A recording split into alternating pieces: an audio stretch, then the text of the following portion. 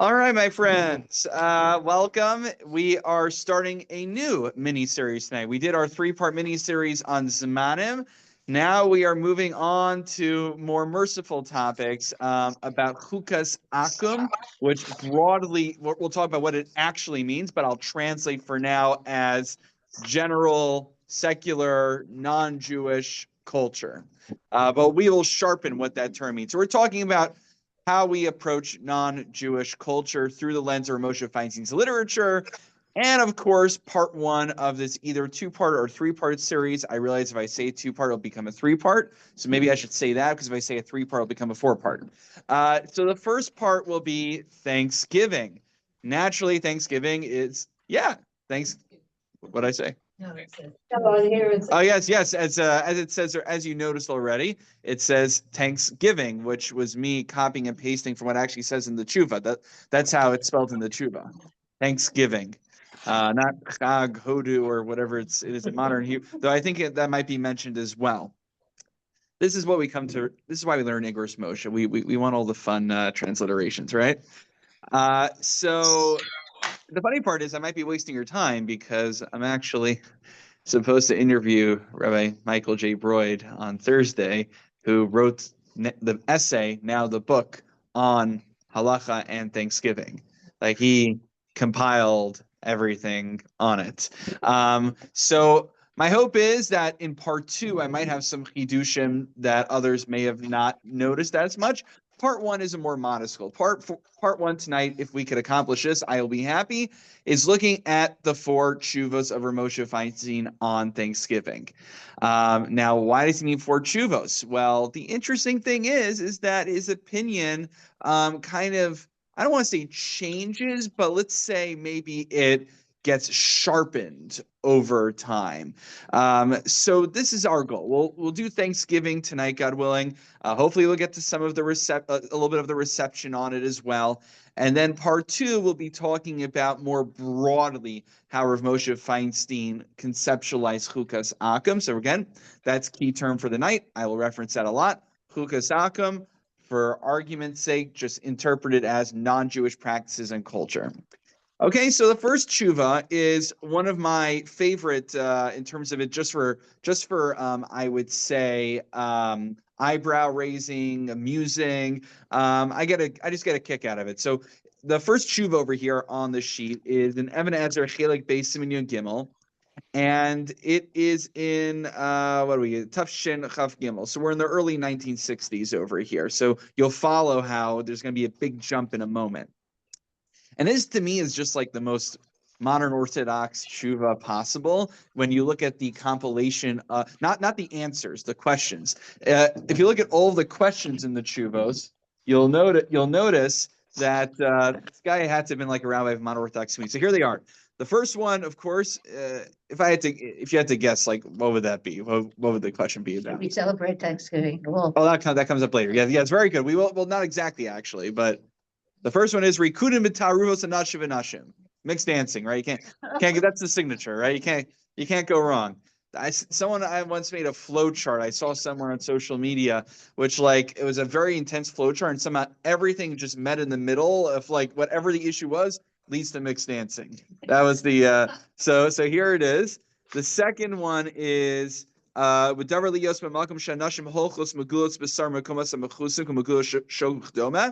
other one is just going to an area where, like the beach, I guess, where women are not dressed up to code. The next one is swimming on Shabbos. This is a good one. Look at the second to last line in the first column. First words on the line. Can anyone want to tell me what that is? Page 1, column 1. I feel like I'm playing Battleship over here. Second to last line. Very good. Yeah, look at that. Now that's a good transliteration over there, right? Bathing suits. That's even better than Thanksgiving, if you ask me. Okay, so you got bathing suits. Then I'm just going to skip over our main thing for tonight. And then the other one is giving gifts to someone. Shomer Torah. Imheim rak ovri avilateyavon, giving gifts to people who are sinners, etc., etc. Okay, so basically all the topics in here are like just like to me, I'm like this guy's writing from like some unorthodox community. Like, well, the whole it's not just one question, but it's like the whole list of questions that are coming together. Anyway, I did not format the rest of the tshuva on here because I just wanted to call your attention to the main part, which you can see where I bolded and underlined and highlighted for your attention. Udavar lasos, this is the second column. Udavar lasos ezes simcha b'me'ed shel hanachrim. Now, what are you me'ed? Does anyone ever learn Mesechus Avodah Zarah? Yomei Dehem? Oh, yeah, Avodah Zarah. Wait, Yomi covered it not so long ago, right? Yeah, sorry, I'm not going to test anyone. All right, so a Yom Eid is a pagan holiday. So at the beginning of Mesechus Avodah Zarah, it talks about the limitations on doing business with, well, is it pagans? Is it non-Jews? That's Tosos over there. That's the discussion. Are modern day, Christians different than pagans? That's a discussion in Tosos. So we rely on that a lot. Anyway, it's called the Yom Eid. What was that? Romans, like Romans, like. Yeah, I mean that's exactly, and that's clearly paganism. Right? We're not talking about Roman Catholics a little later on, right? That's not what we're talking about. So the question here, this is what's interesting. I had to reread it a few times because I misread it originally. I initially read this first tshuva as, can you observe Thanksgiving? That's not the question here. We'll see that soon. The question over here is, welcome, Amy. The question over here is, can I hold a bar mitzvah or a simcha on a day that happens to occur with, New Year's or something, or with Christmas? So the question isn't, can I observe Christmas? The question is it all right for me to hold a simcha? Because, well, I guess we're off for like Christmas and New Year's anyway. Everyone's off from work. I guess it's a good time to, throw that party that I wanted to anyway. So that's the question. It's not, can I observe these holidays? It's, can I observe something Jewish that happens to make use of the time that we have off on these holidays? So he says, Is that like a bar mitzvah on like Thanksgiving Day because it's a Thursday? We're getting right there in just a moment, my friend. Excellent. I'm glad I led you right to it. So im hu mitzad emunasam, if it's out of their faith, im bekavana mafshu yom eid asrdi. Now, if let's just use an example of Christmas for a moment. If the reason I'm holding my celebration on Christmas is to observe Christmas, clearly that is forbidden, right? You didn't have to come all the way out here on a Monday night to find that out, I hope. Then below kavana, I do appreciate you all coming out though. Then below kavana, yesh laser mitzad marit ha'ayin. Now here's the thing. Even if I'm not doing it to observe Christmas, maybe, and we're going to do a separate shear on this because Ramosha has a lot of tshuvos that deal with this principle called Mara science. We're not dealing with it tonight. You could just kind of file away in the back of your heads because I have like 2 or 3 shurim we're going to do a mini series on Mara sign later on. But Mara sign, again, I'm going to give a rudimentary explanation, but it's not going to do it justice. Essentially, not doing things that have the appearance that I am violating the Torah. So if I'm holding a party on Christmas Eve, people are not going to realize that I'm doing it for a particular simcha. I happen to be making a siyum, whatever the reason might be. It has the appearance that I'm observing Christmas. So what do some people do? They play chess instead. I don't know. You ever hear this? Nittelnacht. That's okay. Some chasim do it, that they'll dafka play chess instead of learning, because somehow the learning Torah energy could get absorbed by the klipas or something, and then it powers up Super Jesus, and then I'm not exactly how I'm not sure the whole theory behind it. It's kind of weird. So some people are So some people I say they're makbid, all the rest of the nights of the year. Atu, they might come to learn on Christmas Eve.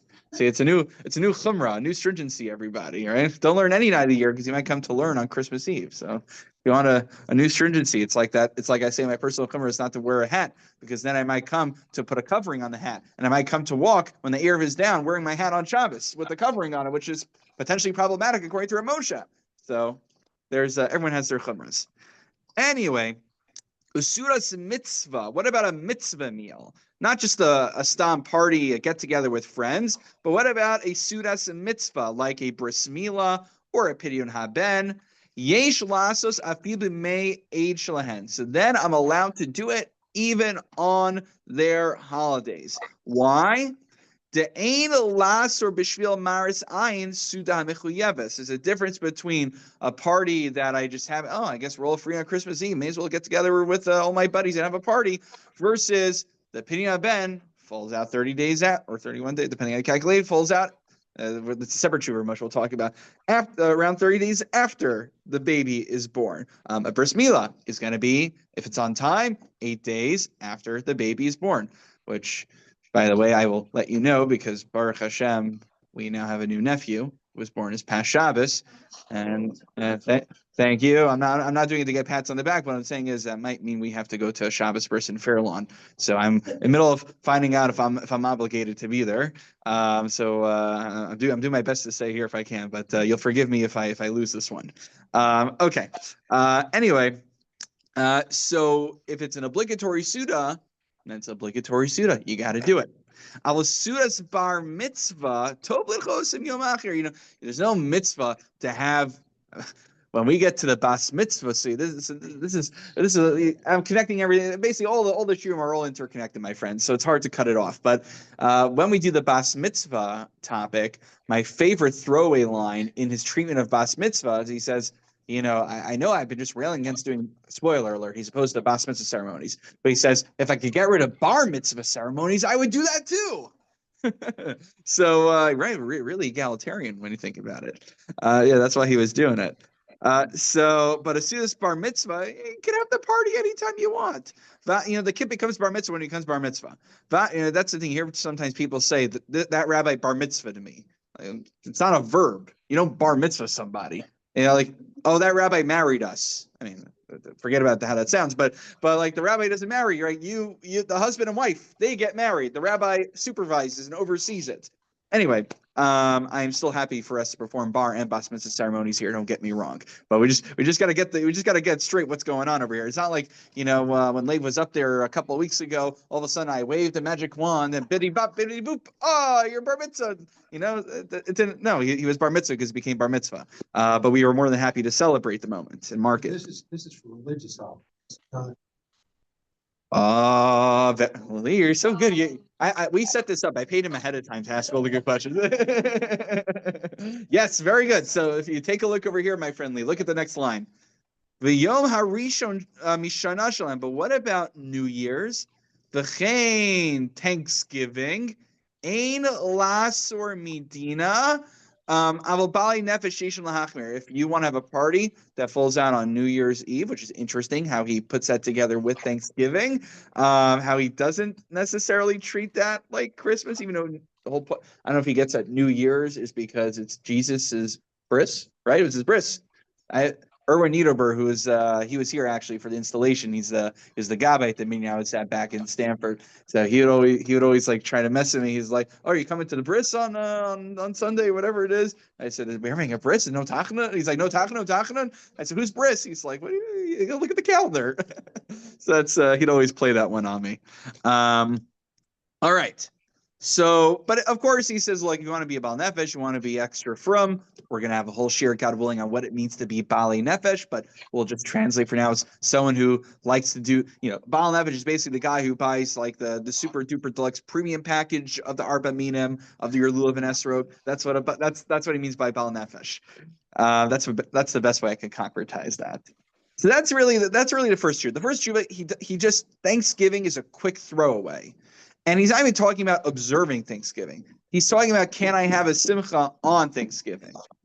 And this is in the early 1960s. If you look at the next tshuva, my friends, we jump all the way to 1981. We're in Tufshin Mem Aleph right now. And here, now we finally get the real question. The question is being posed to one of his closest disciples, Rav Hagom Moreno Rav Ephraim Greenblatt Shlita. It's very nice how he addressed his students, right? All those honorifics. And the question is, In mutter lasos suda b'Thanksgiving shuyom hodaya shel hanachrim ba'America.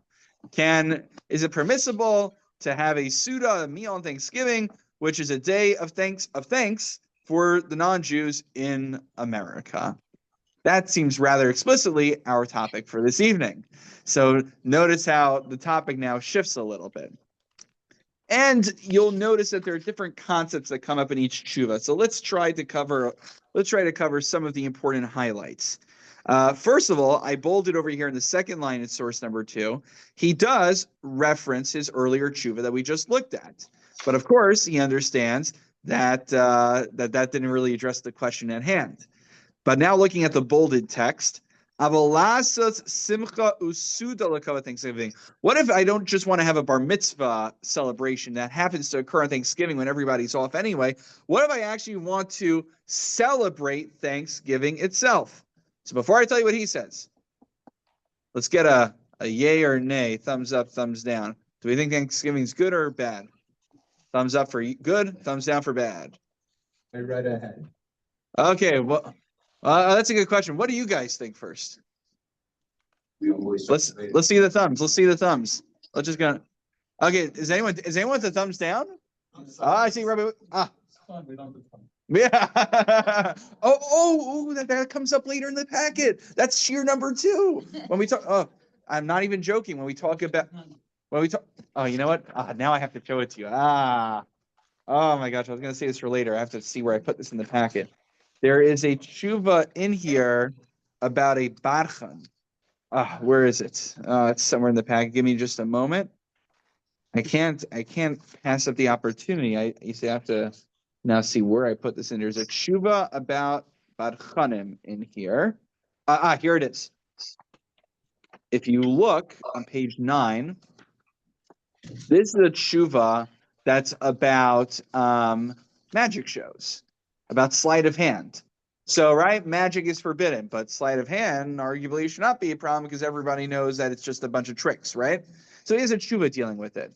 And then he says, you look at page 9, on the right side, he talks about these barchanim. Barchanim are kind of like, I guess jesters is the best way I could put it in the Hasidic world. Every big simcha has a barchan, has this entertainer guy who comes in. He's kind of like a stand-up comedian and does tricks and whatnot. He's the court jester essentially. What? A tumbler. I'm not familiar with the term. A tumbler is like a guy who just keeps a thing going. Yeah, I guess you could say that. I don't often go to Hasidic functions, but just from what I understand. But he says in the middle paragraph, after saying that it's okay as long as he makes it clear before the show that it's not real magic, even though I don't know who's going to think that. But as far as practical paskening, practical ruling on the matter is concerned, lo bali yadi inyan zeh, I've never had to actually rule on this matter in practice. In my area, I never heard them doing any of this jester work or anything. What is this about Chanus you speak of? What is Rabbi Wiener? What is this fun you speak of? Right? So this is so when you said he's opposed to having fun, I was like, that line over there in the tshuva about the jester, he's like, yeah, I guess technically a jester or someone who's doing magic tricks as entertainer is okay, but I'm like, who cares what this thing called fun you speak of? So Rabbi Wiener, I was going to say that for shear number 2, but Baruch Shekivanta to that. Okay, very good. When I was growing up, there's a song in Arthur, having fun isn't hard when you've got a library card. Yeah. So you know that one? That's the best episode in the show, in my opinion, Lafinius Dice. There's a lot of good episodes, but then they went kind of woke when things yeah. I'm not gyrus the later seasons. Yeah. Anyway, but back to our feature presentation. So what does Rav Moshe actually say? Back to page 1, my friends. But we're going to finish page 1 in just a moment in the bold. Simcha usuda lakavod Thanksgiving, but to actually make a suda to honor Thanksgiving itself, yesh vaday laser medina. It is forbidden halachically to do so, he asserts. Don't worry, we're going to get a little bit more nuance soon. V'lo mishum sheyikav zeh chashash dimyon leismach b'yom eishal avodas zarah kenachrim. Now, it's not that it's akin to, I don't know, like, you want to, in case for some reason you had this like overwhelming taiva that you just so badly wanted to do Ramadan, it's not like you're doing it because you're worshiping another religion, he says. Yom Shabadu HaKomrim. This isn't a holiday that the priests made up. Yeah, though I should mention, I was going to get to this later. I have a colleague and friend, Dr. Yisrael Ben Porat. So he did his dissertation on the Puritans in early America, and particularly, I think their use of the Hebrew Bible. I'm forgetting exactly what the name of his dissertation was. So I think this was Marsha. This is like the third episode or something on the podcast, right? Did you listen to that? We did Ramosha on Thanksgiving. So yeah, we're up to our second Thanksgiving episode already. So there he actually notes that actually Thanksgiving, part of the heter we're going to see for those who permit observing Thanksgiving is assuming that's a secular holiday. But actually, if you look at the history, it was very religious. I mean, the Puritans, what they did was like, it was a religious holiday. Religious in the sense, yeah, any religion can be grateful for America. We can be Jewishly grateful for America. They can be, there's no religious ceremonies in it. There's no religious ceremonies in eating a big turkey. And I read one of the many of the scholars feel that it was based on Sukkot. They were Yeah, I guess. I mean, they were drawing upon the Hebrew Bible, so I guess they were looking for kind of and there were parallels. Jews from New Amsterdam there. Yeah. So I mean, point being is that let's just say there were very religious people who made it, and they had religious justifications for it. So that's a great question, Dave. Which is, when do you cross the line from something that religious people made, and they, sometimes we do something and. Like we're having like a shul dinner or something, and we just want to put like a one-liner from a pasuk on there just for pizzazz on it. So does that make it like a religious document? Does that have to be put in Shemus now? There's discussions about that. We just like put on there as a one-liner, and it could it doesn't have to go to Shemus necessarily. But anyway, let's see what he says actually. It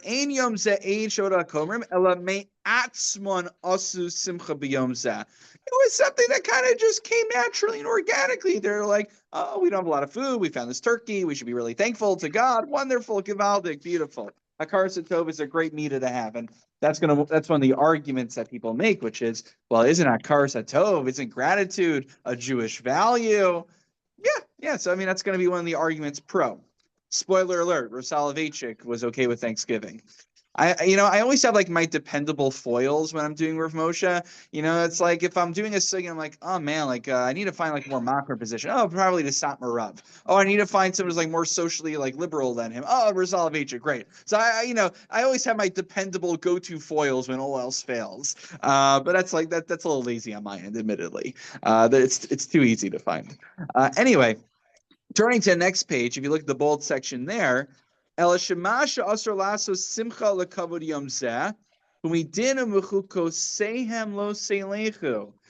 the thing. There's a middle stage in which one is not necessarily performing a pagan rite, but we are also commanded, even if I'm not worshiping Avodah Zarah, even if I'm not actually worshiping idols, there's still a prohibition of that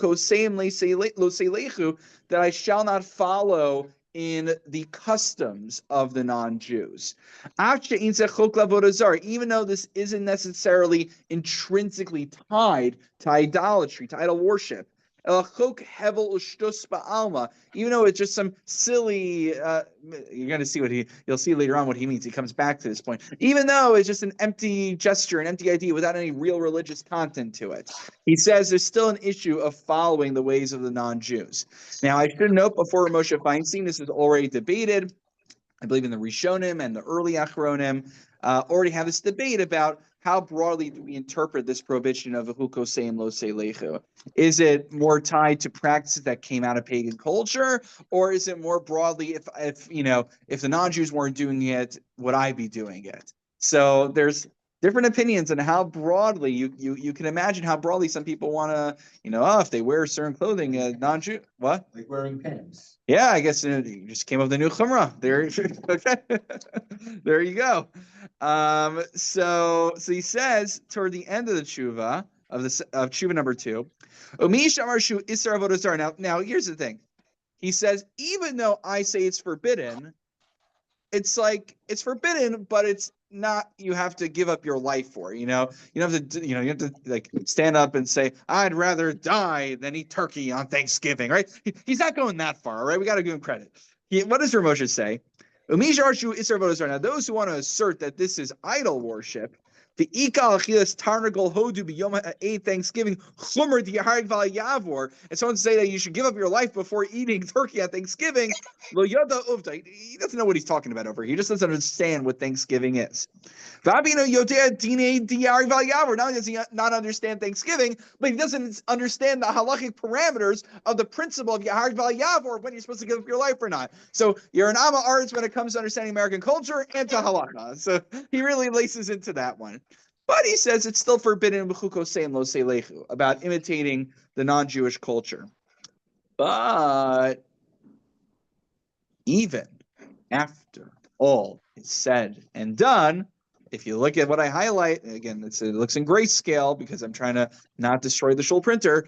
If you look on the bottom of page 2, on the right column in the highlight, v'gam be'isr zeh einu bauer ve'yesh la'ayin od. But he says, well, I think it's usher, but he's still not that what I would call vehement about it. He's not as adamant and affirmative against the observance of Thanksgiving. And this is good because it sets us up for our next tshuva. I just want you to note the dates of the tshuvas, by the way. If you look at the tshuva we just looked at, Rosh Chodesh Iyar, Tavshin Mem Aleph. Then you look at the next tshuva, Os Gimel, on page 2 we're about to do, Sivan, Tavshin Mem Aleph. And then you look at the final tshuva we're going to look at, Tammuz, Tavshin Mem Aleph. So the last 3 tshuvos are actually all within the span of a year.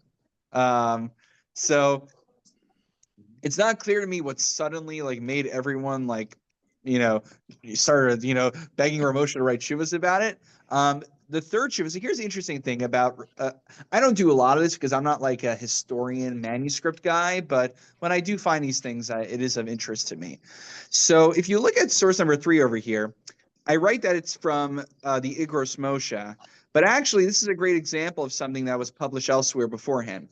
There's a Kovetz, a journal called Am HaTorah, which I believe was a journal of the Agudas Yisrael. Unsurprisingly, Rav Moshe Feinstein being the head of the Agudas Yisrael for a good number of years at the later stage of his life, he was solicited to write for the journal. So actually, this tshuva we're about to look at originally appears in this journal and then gets reprinted in the Igros Moshe. Based on what I saw, I don't think I noticed any real distinctions between what's in that journal and what's in the final tshuva. But this is the work of, scholars that what they'll do is they'll try to sometimes compare the original with what eventually gets printed. And in some topics, we will see variants. And it gets really interesting when you do find that. But actually, that's the truth for not a lot, but a good number of tshuvos and Igros Moshe. Some of them were letters that he wrote to people and he kept records for himself. Some of them were manuscripts of letters that his heirs found afterwards to get printed in later volumes. Sometimes they were published in a journal and then they get reprinted in Igros Moshe. But the issue is that in Igros Moshe, it doesn't tell you where it came from originally.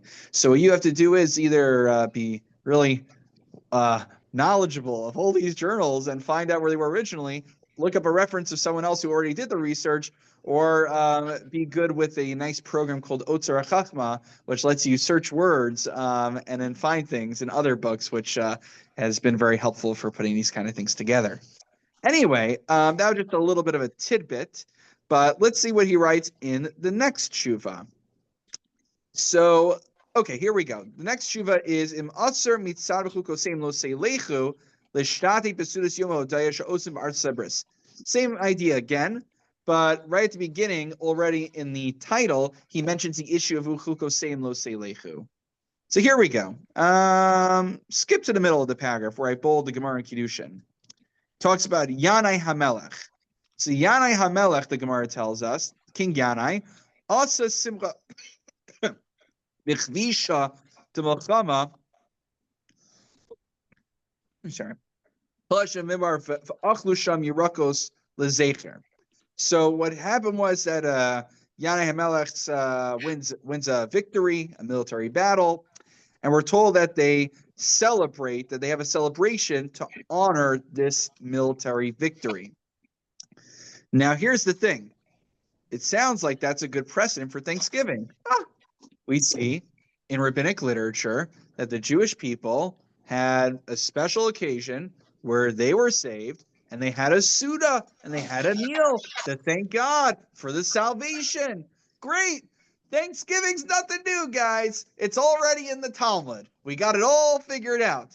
Ein kol chadash tachas hashamesh. There's nothing new under the sun.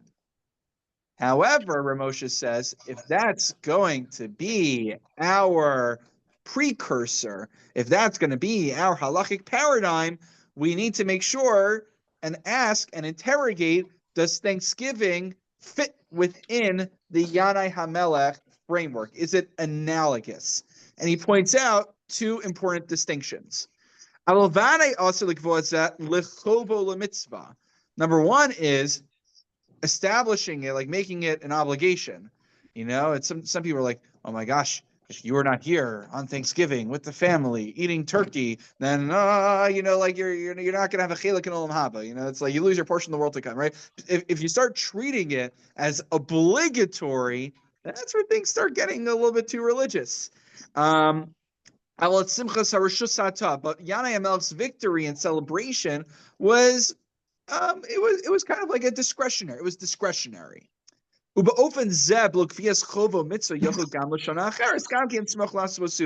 as long as it's not obligatory, it's discretionary, so then that should be okay. And then he writes, but he says, I don't like the idea of establishing an annual date for this celebration. It was only on that year when the battle occurred and they were victorious that they had a celebration. But they didn't necessarily establish it as a holiday for all future generations.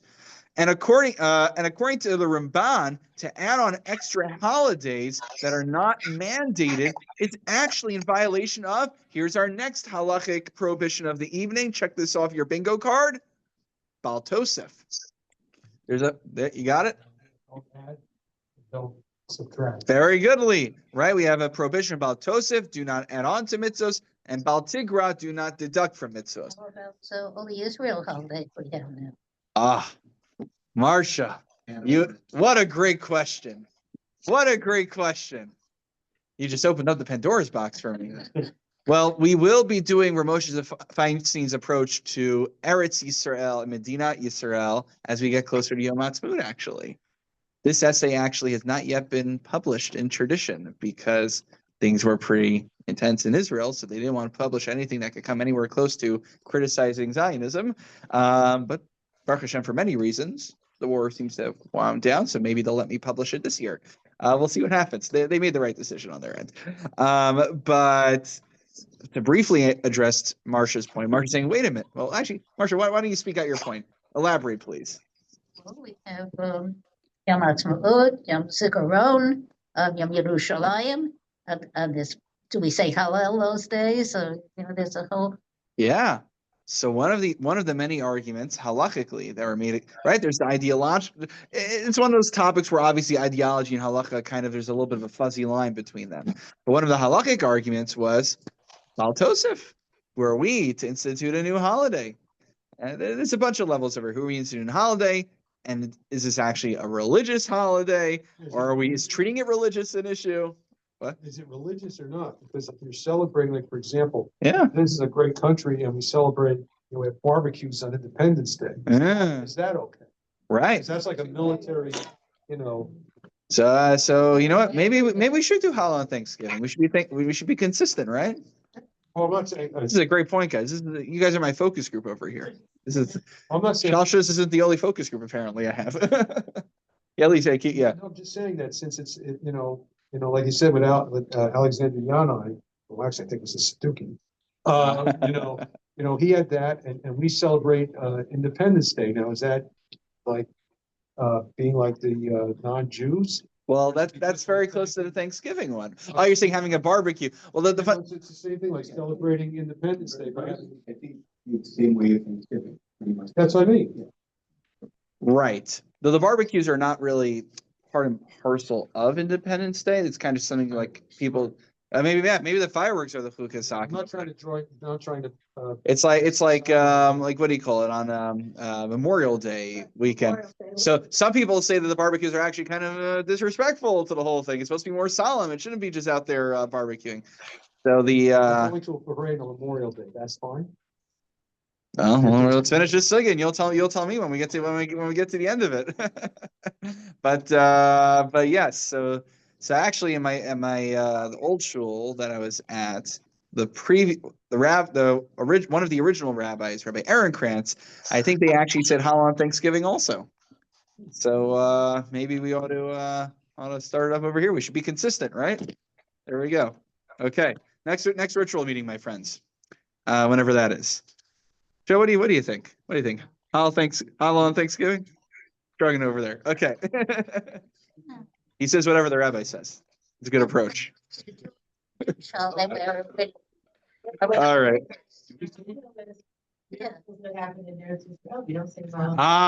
Okay. So good. So Abby gets the Gemara Maseches Megillah, right? The Gemara Megillah asked that question about why we don't have Hallel on Purim. So one of the three answers in the Gemara that's given is because it happened outside of Eretz Yisrael. But there's other explanations in the Gemara. One of them was that we were still in Gullus. We were still servants to Achashverosh at the end of the day.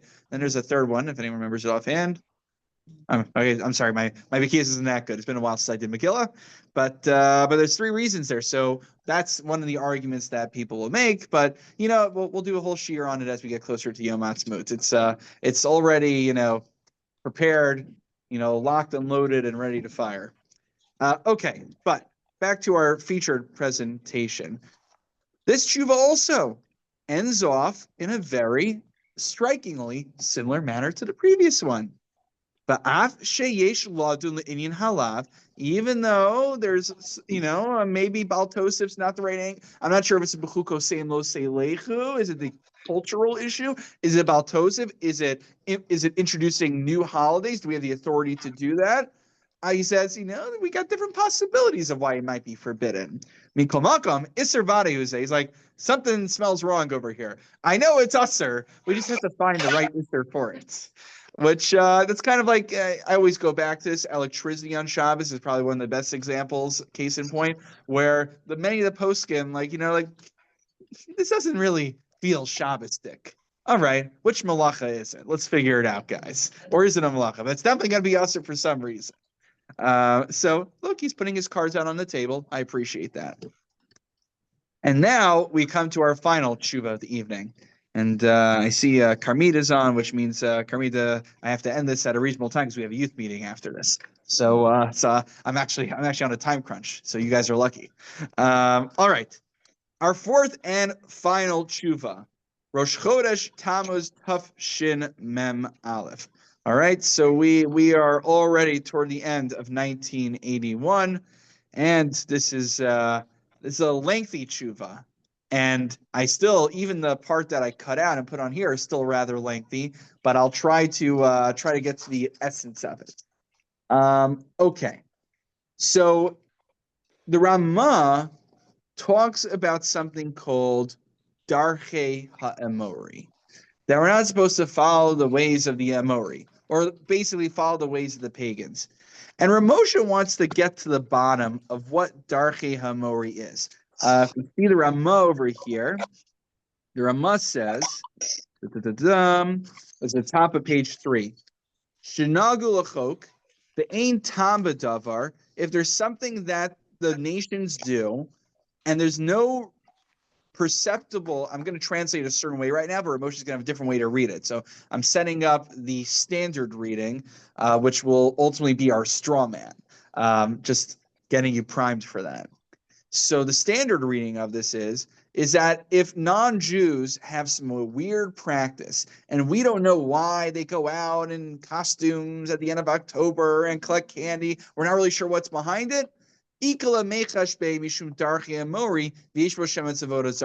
Where it's safe to assume that it's probably because of it has pagan roots. I chose Halloween as an obvious one because Halloween does have pagan roots. But if you see like odd things that, I don't know, I never looked into this, but apparently if you knock over salt, you throw it over your left shoulder or something like that. All these different kinds of, what's the word for it? Superstitions. Thank you. Right. If you're a little superstitious. So then, was that after your time? When was that song? Isn't that song? Stevie Wonder. Yeah, okay, good. Okay, there we go. I don't know. Abby was trying to tell me about this Usher guy. I think I'm not. I mean, I think I heard the name. I think he's like a rapper or something. No, or yeah, not exactly my. I know of him, but not my. The only rapper I ever really listened to was a little bit of Eminem, but that tells you how white I am, basically. He's got. I mean, if you could cut out some of the expletives, it's actually some really good stuff in there. It's his Mockingbird and Stan and. Sorry. So see, so I'm holding in some of the new age stuff. Actually, I think he performed at one Super Bowl, and then I remember like one of our friends said, "Oh wow, it's so nice. They're appealing to all the young people," and they're like, "Oh wait, we're not the young people anymore." Now they're right. Then I had this guy. It was what did I say, the Wednesday or the weekend, or I don't know the weekend. What kind of name is that anyway? All right, I don't know. Okay, before I go off the rails on a crazy train, let's get back to this. So if you go about 1, 2, 3, 4, 5, 6 lines down on page 3, this is where Ramosha's approach gets really interesting, in my opinion. The Ein Kavanas Harama, the Igal Amechash Beishima Ein Osen Ze Beshil Hatame Achashinu Chashuv. The Rama's not saying that we should be worried that since there's no obvious explanation behind this really strange custom that they have, but we should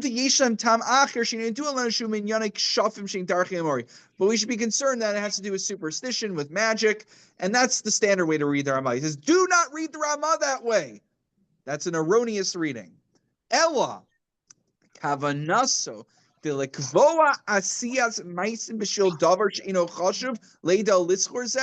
what he means is that to institute a new practice when we don't have a good rationale to do it, who atzmo darchei ha'amori. That is the definition of darchei ha'amori. It's not that, we don't know the explanation for this. I guess maybe if we look in the history books and we do some digging around in an archive somewhere, we'll find some sort of pagan root for it. He's like, no. The idea of making practices and rituals and rites with no good basis or rationale is, by definition, what pagans do. Is Darchei Amori. That's what the Amorim do. I'm sorry, I shouldn't even say pagans. It doesn't even have to be pagan. Darchei Amori means making up new rituals for no good reason. Now, this, I just want you to brace yourself. Some of you are going to gasp at what he says next. Maybe you won't. Who knows? And this is basically the explanation behind why he opposes Thanksgiving. Right, it's like how the Grinch stole Christmas, how Ramosha Feinstein stole things. Okay, now there are those who come more strict than Ramosha on this. So what happened was, once upon a time, there were these people, they came to America. They didn't have what to eat. America, and it happens to be that they eat turkey. Whoop-de-doo. What does that have to do with settling the United States of America? Who cares about turkey? So Shikvara Yagabas of America Malach Cholero, there was other food they could have eaten. But there's other kinds of birds, there's fruit, there are other kinds of animals, they could have eaten fish. Now maybe there was times where it wasn't easy to get hold of fresh fruit. Maybe they had a hard time finding bigger animals to eat. Okay, so one time they happened to eat some turkey. And you know what? Even if those first people who came to America didn't have what to eat, right? Right? Even if they all died out, more people would have come to America with more rations and better prepared. And you know what? America would still be here today, whether they survived or didn't. So what are we celebrating over here? Who cares about Turkey? Who cares about those people? America would still be here today, whether they had Turkey or not. Right.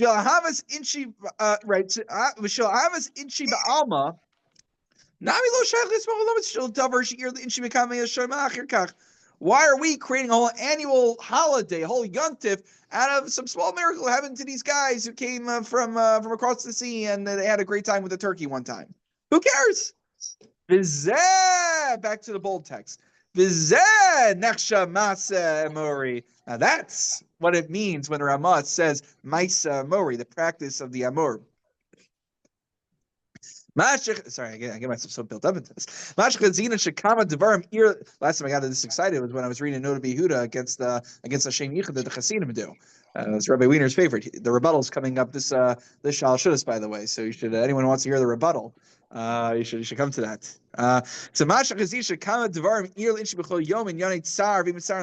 When you think about it, you just got to open up your phone. And Rahman al-Itzlan, I was just reading about Darfur or somewhere where is this in Africa? There's having some sort of civil war over gold right now.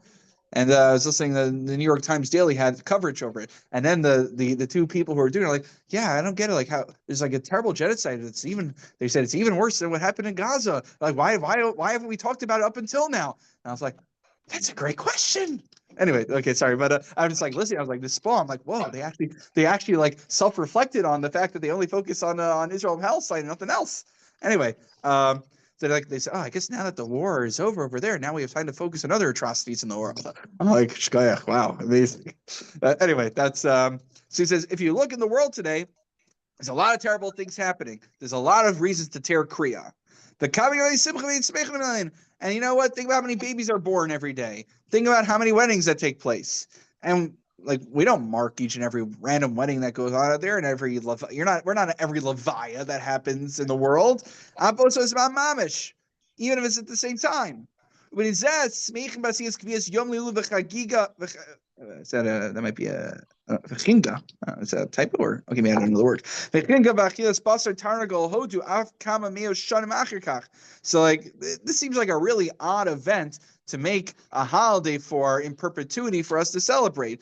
I mean, there's all sorts of travails and triumphs and salvations that happens throughout the history of the United States of America. It seems really odd they're making such a big deal out of a bunch of guys who ate turkey one time. I mean, obviously he's downplaying it a little bit, but that's the whole point. So, and that's exactly what he means. Like, how in the world does this meet the threshold of being an annual holiday in perpetuity when so many more significant events do not? Elohu Darchi Amori. And that's what Darchi Amori is. That they're making up a holiday without sufficient reason for it.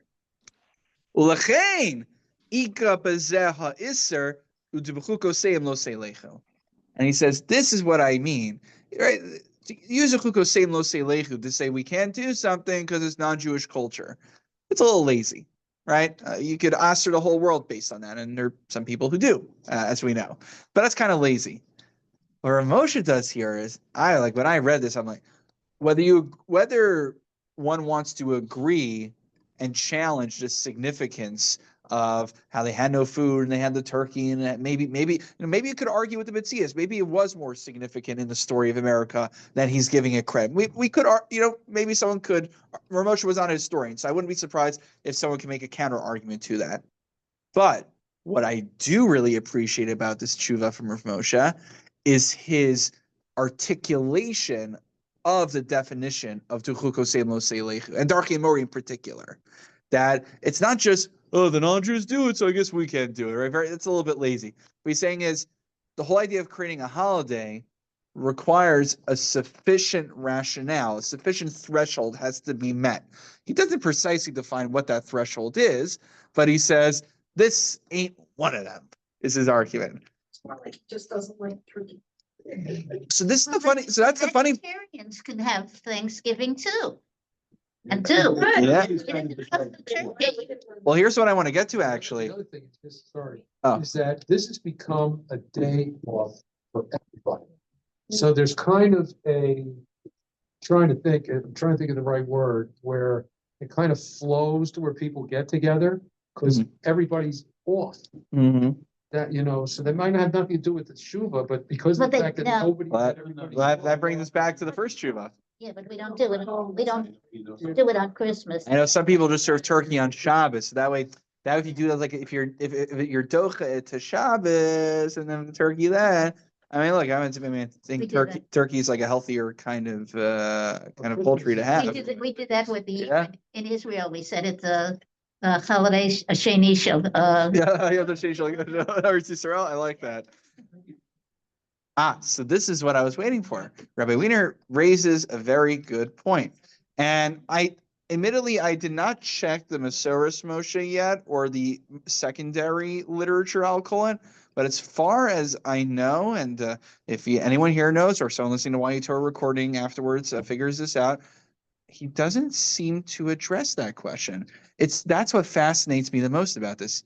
He almost just takes for granted the fact that turkey's kosher, or at least he just doesn't care to reckon with that question here. Right, Hershon does not eat turkey, I know. Yeah. So okay.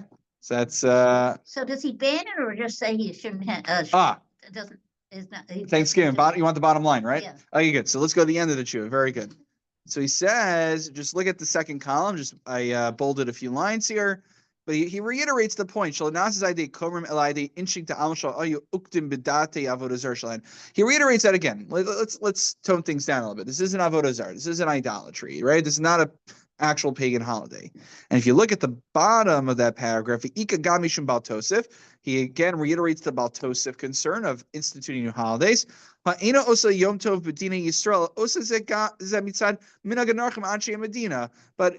not actually treating, no Jews actually are treating it as like a really yontif kind of holiday. Shimkain leka is mitzad bidoy mitzvah ubal tosef.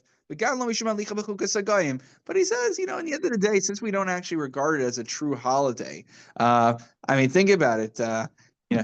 When we get to the Yom HaTzmaut topic, I'm going to say, you know what? If you treat it like a real yontif, I want to see you be knowing Isser Malacha. No driving, no cooking, you know what? If you believe it's a holiday, I want to see you really treat it like a holiday. Don't just take the benefits of the no tachanon out of it, right?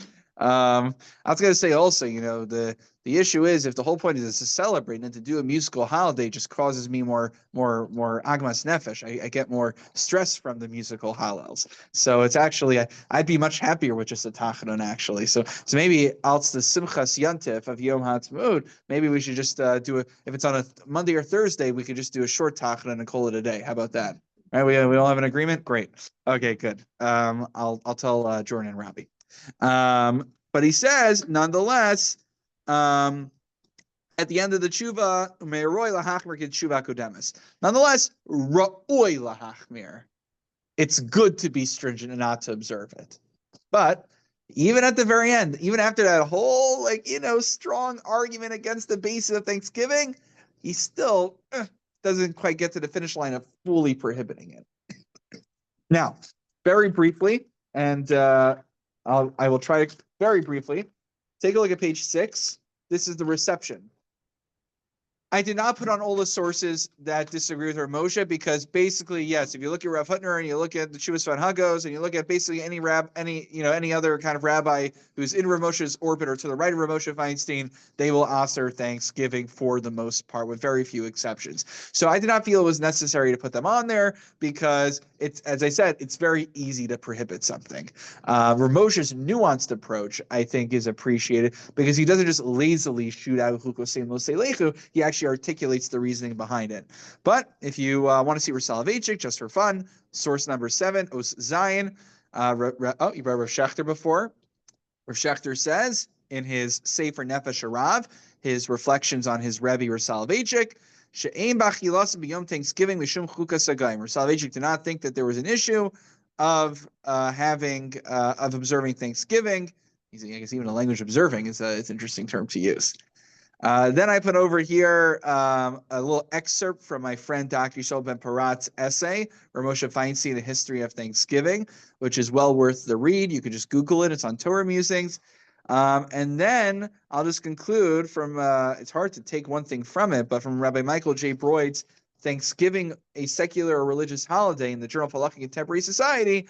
How can you not cite the essay on the topic as far as halacha is concerned? He writes at the end of page 6 that he suspects that Rabbi Feinstein would feel it's not problematic to note Thanksgiving, like Labor Day, Independence Day, and Memorial Day, are noted on synagogue calendars as a secular holiday. Think about it. Is that interesting? What makes it onto the calendar? Indeed, Thanksgiving, along with Columbus Day, I don't know. We just did Veterans Day. Veterans Day, Election Day, President's Day, say Columbus Day now is usher for other reasons. Memorial Day, Independence Day, and Labor Day are all noted in the Ezra's Torah Luach, the Ezra's Torah calendar that every gabbai has in their talis bag. Published, I actually didn't realize, but apparently under Rabbi Feinstein's, I knew about Rav Henkin, I didn't know Rabbi Feinstein also approved, under Rabbi Feinstein, Rav Henkin's auspices, but New Year's Day and Christmas Day are not. So there you go. So too, this author suspects Rabbi Feinstein would permit teaching about Thanksgiving to school children as part of their general studies curriculum, just as he would permit Columbus to be discussed. What I am interested in pushing back on when I speak with Rabbi Broid is I asked him to address Halloween. See, this is my take on it. This is just like the Moshe Kurtz non-expert take on it. So I always see in mono-Orthodox not all mono-Orthodox rabbis, but number of mono-Orthodox rabbis, they get on Facebook before Halloween and they say, it's a terrible thing that I see our congregants going trick-or-treating on Halloween. We should osir it. And I'm like, whoa, calm down over here. I'll make a deal with all the mono-Orthodox Balabatim. If you come to Mincha Ma'ariv beforehand, it's mutter to go trick-or-treating. My bigger concern is how many people are Mincha Ma'ariv before the trick-or-treating. That's my bigger concern. So my heter is, if you go to Mincha Ma'ariv that evening, then it's mutter to go trick-or-treating afterwards. No, and Well, that's that's why I said I saw the kids were out before Plag HaMincha this past year. It's not even Plag yet. You can't even be except Shabbos early at this point. They're coming out before the Zman. So that's anyway, but we'll see what he says. All right, everyone, have a wonderful evening. Thank you so much for coming, and we do part 2 on Chukas Akum, God willing, next week, where we talk about recreation, God willing. Okay. Take care. Have a good night. Oh. Is that you, Carmine? Do you guys hear what Carmine sounds like? Yeah, it sounds like a mouse. Yeah. Carmine, I think there's something wrong with your microphone, but you know what? I'm just gonna do the youth meeting from my office at this point, okay? So I'll log back on in a moment, okay? From my computer. All right. See you soon.